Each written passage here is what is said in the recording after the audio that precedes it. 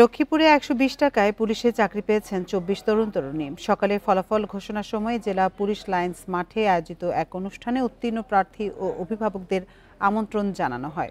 Police super জানান, ২৯ August লিখিত পরীক্ষায় অংশ নেন ২২১ জন।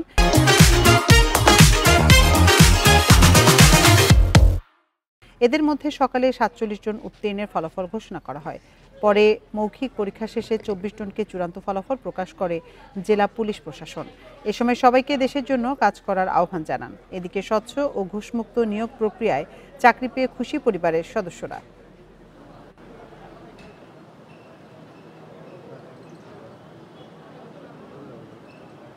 ভালো লাগতেছে যে আমি দেশের সেবা করতে পারবো, দেশের মানুষের পাশে দাঁড়াইতে পারবো, ভবিষ্যতে যেন আরো পদ উন্নতি করতে পারি সে চেষ্টা করব। আমার বাবা অনেক কষ্ট করে, আমাদের পুলিশ সুপার অনেক ভালো, ১২০ টাকা চাকরি সততা দিয়ে অনেক কষ্টে পাওয়া যায় চাকরি। চূড়ান্ত পরীক্ষায় আজকে ২৪ জন উত্তীর্ণ হয়েছেন এবং প্রত্যেকেই তাদের মেধার ভিত্তিতে তাদেরকে নির্বাচিত করা হয়েছে। এছাড়া অপেক্ষমান তালিকা থেকে আরও ৫ জনকে নির্বাচিত করা হয়েছে।